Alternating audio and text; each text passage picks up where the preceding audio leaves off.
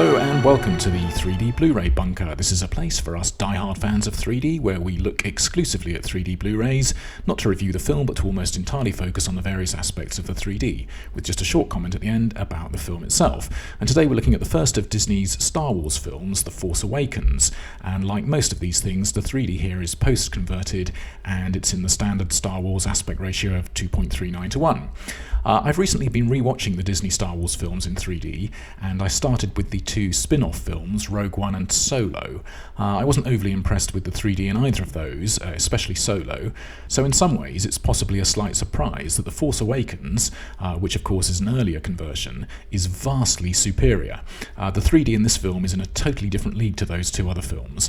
In fact, I'd say that it's absolutely in the top league, up there with the big hitters in the 3D world. Right from the start, it's reassuring to see a film that's supposed to be a piece of escapist fun being prepared to have some fun with the 3D and shove some spaceships right out of the screen.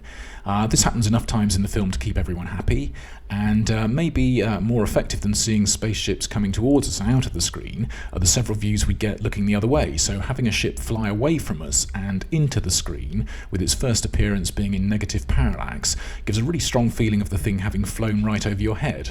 And for fans of pop-out shots, this film is probably going to keep you very happy, from the very typical gun out of the screen shots, which it does perfectly well, to the more Star Wars-centric lightsaber coming out of the screen.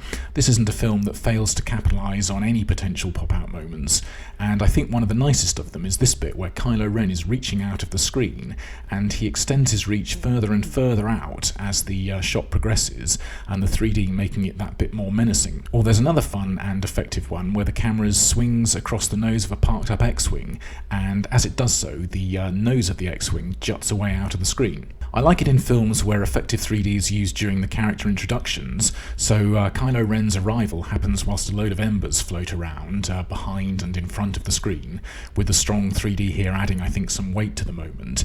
And BB-8's appearance is almost literally him introducing himself to us by trundling up towards the camera and popping out of the screen to effectively say hello in an immediately endearing way before moving back into the screen. Similar to those embers, there are scenes with snow swirling around, and particles like this can always make for really good 3D, which they do here.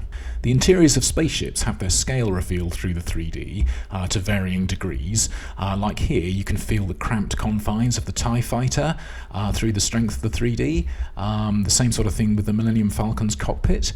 And the interiors of the Falcon are given a much better sense of space than they ever had in 2D. I think it actually somehow feels a little bit more roomy here than it ever used to.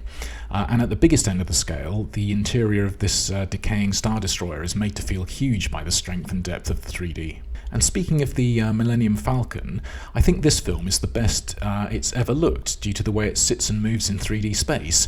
Maybe that's something to do with the 3D reminding you of models of it you may have had over the years. And one of the great action scenes is when the Falcon's involved in an escape chase across the desert and through a derelict spacecraft. There's lots of fast action here, but the 3D keeps up with it and adds loads of fun. There are some things that the two spin-off films didn't do that this film does, one of which is putting the Lightspeed jump blue tunnel of light into 3D space, which seems like an obvious thing to do, so at least here there actually is a feeling of it being a tunnel. And we get another view of the streak of stars coming out of hyperspace in strong 3D. It's only very briefly, but it's nice to see. Something that I kept waiting for Rogue One to do, but it never did, was to place somebody behind one of those big old Star Wars War Room glass map display screens, but Force Awakens was smart enough to give us that fairly obvious 3D view. Something the film gets a huge amount of mileage out of, almost literally, is the view down corridors. It's full of them, in all sorts of locations, and these views are always strong and deep. There's one great shot where we're down in one corridor with nice depth, and the camera moves up into another with even stronger depth. And these views naturally lend themselves to good 3D, and I think the ones on show in this film are up there with the best. They're probably at their most effective when the camera is moving along with the characters down through the corridor, with the walls sliding nicely along the Z-axis. This film does an excellent job with giving an impression of scale in lots of scenes.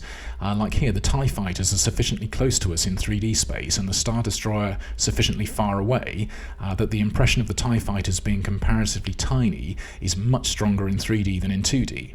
There are loads of shots framed in a way that's especially pleasing for good 3D, classic foreground, middle ground, background composition, certainly more than enough to make this film look like one that was assembled with a keen eye for how it would look in 3D, and that composition along the Z-axis covers sufficient ground so that when the camera's racing along behind Finn and Rey here, there's plenty going on in 3D space, including explosions and debris, along with the ground rushing towards us.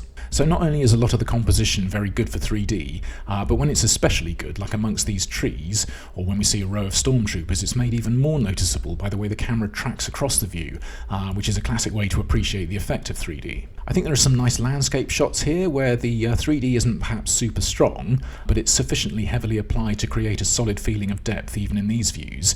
It's been a long time since I saw it at the cinema, and it's never been released on 3D Blu-ray, so I can't remember if the Phantom Menace 3D conversion gave us any sunset views on Tatooine with one of the suns being placed in a different 3D space to the other.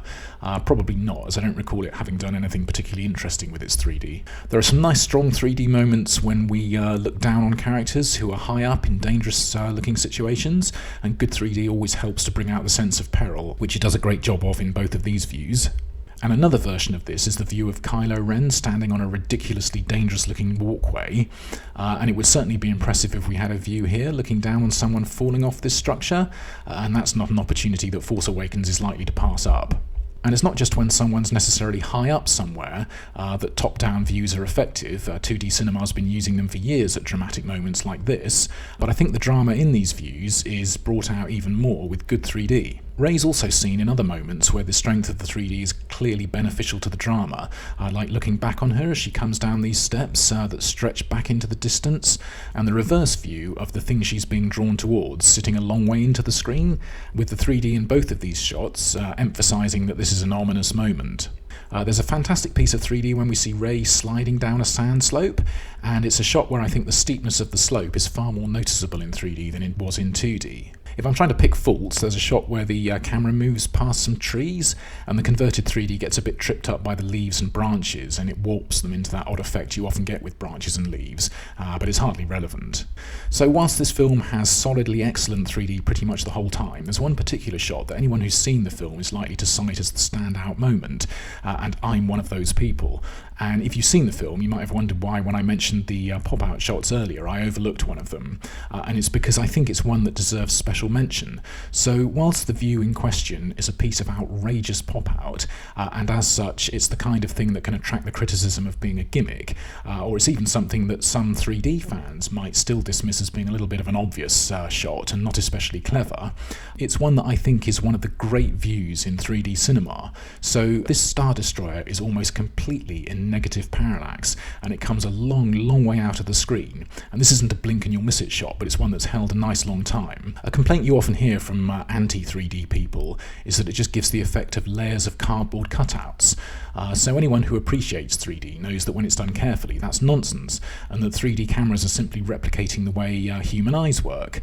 So things can look as perfectly solid as they do in reality, and that's really the reason I generally tend to avoid using the word layers when talking about 3D films, because to me it implies flat layers, like one of those cardboard theatre toys. So there are no distinct layers here, but this is a fully three-dimensional and solid-looking object, and I find this shot genuinely astonishing. I'd point out here, by the way, that whilst the film isn't natively shot in 3D, this piece must have been natively rendered 3D CGI. It's just so complete and perfect, and I can't believe that even the best of the best at Stereo D could extract something this sublime from a 2D image. Something I very rarely do when watching films is to freeze frame the image, but in the case of this view I did, and not for several seconds, but for several minutes. And that might sound ridiculous, but there's just so much detail to drink in here that it seems almost offensive to the people who created it not to savour it for a lot longer than the actual time it's on screen. So the main point about this is that I'm not overpraising this because I'm some sort of pop-out junkie, but because to me it's a perfect demonstration of the most powerful quality of stereoscopy, and that's the way it can reveal detail in a way that a 2D image can't possibly match. So when you look at this image in 3D, you see things that you can only see in 3D. The details in the superstructure become so much clearer. Every overhang and opening is crystal clear. And the reason I think this is one of the best ever examples of this is because it's such a massive structure. There's a vast amount more detail in it than anything that normally comes out of the screen in a 3D film, like a face or a car or whatever. It's also worth mentioning that in this view, the Star Destroyer moves towards us a little bit. It's perfectly filling the 2.39 to 1 frame, and it's massively effective as a demonstration of the imposing power of the Empire, or First Order, or whoever the bad guys are. So this Star Destroyer is an example of hyperstereo, a much wider stereo base than human vision, and this is something that can have the effect of making things appear to be much smaller than they are. It's a peculiar sort of trick of the mind that I think depends on various factors, but in the case of the Star Destroyer here, I don't think that the hyperstereo view makes it look small at all. To me, this thing in 3D looks gigantic. There is, though, what I think is quite a good example of that effect, and that's this view of a derelict Imperial Walker, and you'll know from previous Star Wars films how big these things are, but with the hyperstereo view here, the moment we cut to this shot, I found my brain interpreting it as the size that the 3D immediately made it look, and that's something about the size of my dog lying on the floor at my feet. It's only a momentary trick, but for me anyway, it meant that it didn't immediately make sense for Rey to be sitting at the foot of the thing due to this apparent conflict of scale. It's a really nice view, though. Alongside that Star Destroyer, my other favourite piece of 3D in the film is this subtle and quite beautiful scene where characters walk through a holographic display. It's a gorgeous image, and another one that makes far more sense in 3D than 2D. And I think this scene is at its most powerful when the camera moves through the hologram towards Rey here. And I think the magical nature of this shot captures the significance and the importance of what they're seeing in the hologram. So, a very quick word about the film itself. This has taken a lot of criticism for reheating a load of old ideas, images and themes that Star Wars has previously served up, but that aside, I think it does a great job of starting up the new trilogy, and the three main new good guys are likeable and charismatic, and the 3 or 4 main bad guys have some good bad moments, with some entertaining overacting from 1 or 2 of them along the way, and of course it reunited the 3 original leads from 1977, except of course it didn't. And I think that's its major blunder, going to the trouble of hiring Mark Hamill, Carrie Fisher and Harrison Ford, and then not letting them appear together, was a colossal missed opportunity. But other than that, it did create several good relationships, like Finn and Rey, Rey and Han, Finn and Poe, all with plenty of fun exchanges, and the new robot was cute and likeable, although I do wish that old Chewie had become a little bit more ferocious at one point and started tearing stormtroopers' arms out of their sockets in a moment of rage. The film set up several things, and it posed a bunch of questions, and ended on a cliffside cliffhanger, all of which I thought was a fine start, and I think the film would have gone on to be regarded very highly if the storylines, themes and questions that it did set up had been pursued, developed and answered in the sequel. So my expectations for the sequel were high, and surely they wouldn't be subverted. Anyway, however the trilogy unfolded, this is a spectacular 3D experience, and I definitely recommend it. So I hope you found this in some way useful, and if so, I hope you'll join me again soon for another 3D Blu-ray review. Until then, thanks for looking in on this one, cheers for now, bye bye.